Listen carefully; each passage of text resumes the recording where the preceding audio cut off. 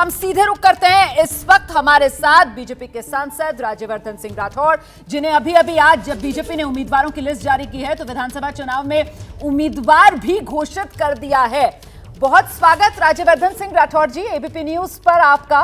क्या अगर बीजेपी जीतती है राजस्थान, हालांकि अभी ओपिनियन पोल का पूरा आंकड़ा नहीं आया है, लेकिन 3 रीजन्स में बीजेपी की बल्ले बल्ले होती हुई नजर आ रही है, तो मैं राजस्थान के भावी सीएम से बात कर रही हूं।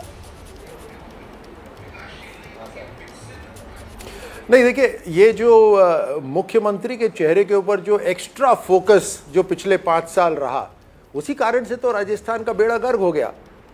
और उससे भी संतुष्टि नहीं थी।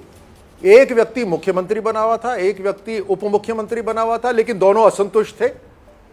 और जो बाकी जो मंत्री थे वो और अपने से बड़ा पद चाहते थे। तो राजस्थान की जनता को टोटली भूल गए थे, उस कारण से बेड़ा गर्क हुआ। अब आप जब कहते हैं कि ये हम आगे काम कैसे करेंगे, देखिए बड़ा स्पष्ट है। प्रधानमंत्री मोदी जी ने जो एक नया राजनीतिक युग लेकर आए हैं, जिसके अंदर रिपोर्ट कार्ड की राजनीति होती है, वंशवाद की नहीं होती, जिसके अंदर जीरो टॉलरेंस है भ्रष्टाचार के ऊपर और सबका रोटेशन है। आप अपना काम करिए और आपके बाद उसको रिप्लेसमेंट करने के लिए अनेकों सक्षम लोग हैं जो आपको रिप्लेस कर देंगे।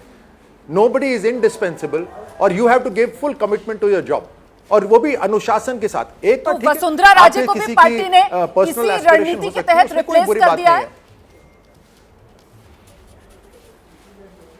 बिल्कुल नहीं। ये जो पूरी जो लिस्ट आई है, ये वसुंधरा राजे जी और जो बाकी लीडर्स हैं उन्होंने ही तो लिस्ट बनाई है। मेरे जैसे लोग उस कमेटी में थोड़ी ना बैठे हुए थे। वसुंधरा राजे जी वहां थी, अमित शाह जी वहां थे, प्रधानमंत्री जी तो थे ही, नड्डा जी और अनेकों भारतीय जनता पार्टी के लीडर थे। कुछ लोग होते हैं जो पार्टी को पूरी दिशा देते हैं और उसके साथ अगर चुनाव लड़ना हो तो चुनाव भी लड़ते हैं, चाहे वो विधानसभा चुनाव हो चाहे लोकसभा चुनाव हो। ऐसे लोगों का जो कद है वो कभी कम नहीं हो सकता। चेहरों पर आपने कहा कि कांग्रेस सरकार में बहुत फोकस रहा, इसी वजह से क्या बीजेपी ने न सिर्फ राजस्थान बल्कि बाकी अन्य राज्यों में भी हम देख रहे हैं कि चेहरों को ही आउट कर दिया है। मतलब वो सामूहिक नेतृत्व की बात कर रही है। अगर चेहरा किसी का सामने है तो वो प्रधानमंत्री नरेंद्र मोदी का। अब इसको लेकर सवाल यह भी पूछा जा सकता है कि क्या क्षेत्रीय चेहरों पर पार्टी को भरोसा नहीं है? नहीं, 100% है। देखिए, चुनाव जब लड़ना होता है तो उस विधानसभा के अंदर आपकी कोई स्टैंडिंग होनी चाहिए, आपकी कोई रेपुटेशन होनी चाहिए, आपके साथ आपको लोगों पे विश्वास होना चाहिए। वो तो है ही है। आखिरकार आपके चुनाव आपके कार्यकर्ता लड़ते हैं और उन कार्यकर्ताओं में से जो एक लीडर चुना जाता है वो आपका चुनाव लड़ता है। लेकिन आप क्या दिशा देते हैं, आप जनता को एक संक्षिप्त रूप में क्या बताएंगे कि आप किस तरह का युग लाना चाहेंगे, कैसे परिभाषित करेंगे अपने काम को? हमारे लिए बड़ा सिंपल है। हम एक शब्द में कह सकते हैं मोदी, कि हमारे काम को परिभाषित करते हैं प्रधानमंत्री मोदी जी। अब उसके ऊपर एक ऐसे लिखी जा सकती है, और वो जो काम उन्होंने करा है और उनके साथ पूरी टीम ने करा है वो देश ने देखा है। जो कहा वो किया। किस तरह से अर्थव्यवस्था को मजबूत हो रहा है, वही अर्थव्यवस्था गांव-गांव तक पहुंच रही है। मैं विस्तार से नहीं कहता प्रधानमंत्री नरेंद्र मोदी को लेकर 2024 के लिए इंडिया गठबंधन को आप इस सवाल के साथ घेरते हैं कि मोदी के सामने कौन, इंडिया गठबंधन क्यों मौन? और जब बात राज्यों के चुनाव की आती है तो ऐसे में राजस्थान अशोक गहलोत के सामने कौन, कांग्रेस की पार्टी की तरफ से सवाल पूछा जाता है तो बीजेपी क्यों मौन? ना, मैं तो बड़े सरल, आपने जो ये बड़ा मुश्किल प्रश्न बोला है, मैं तो बहुत सरल उसका आंसर दे देता हूं। सबसे पहले तो 2024 में प्रधानमंत्री मोदी जी के सामने कोई भी नहीं है।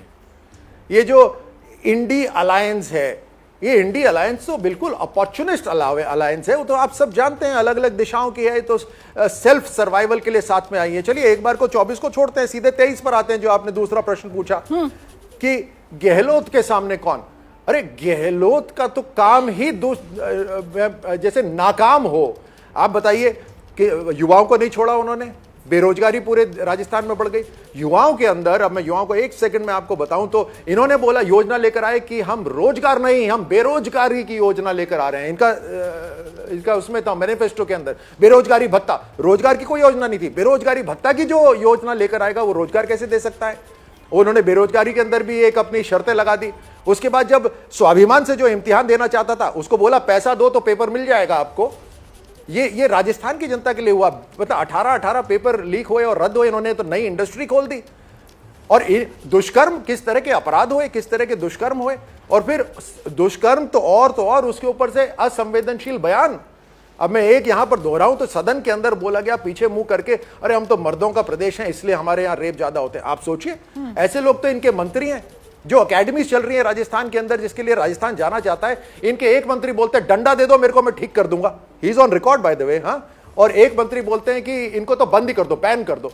ये इनके मंत्री है। इनकी चलिए सोच सर, देखिए। बहुत शुक्रिया और IBP दुष्कर्म के न्यूज़ के अंदर लिए इन्हीं वक्त के निकालने मंत्री के ने लिए। बोला बस था कि इतना आप कह दूं दूसरे- आपसे कि अभी राजस्थान के 3 रीजन्स का ही आंकड़ा हमने दर्शकों को दिखाया है। अभी 2 रीजन्स और दोनों बड़े रीजन्स हैं, जहां पर मिलाकर जो विधानसभा सीटों का आंकड़ा है वो 119 का बैठता है। वहां की पूरी तस्वीर आना बाकी है। जैसे ही घड़ी का काटा दोपहर 2:30 पे आए, बबीता जी का दिल सास बहू साजिश के लिए मचल जाए। और ये है इनकी बहू, पूरे दिन ऑफिस की टेंशन हो जाए गॉन जब ये करें अपना फेवरेट शो फ्री टाइम पे ऑन। इनकी तरह आप भी देखिए अपना फेवरेट शो अपने टाइम पर और डाउनलोड कीजिए ABP लाइव ऐप अपने स्मार्ट टीवी पर।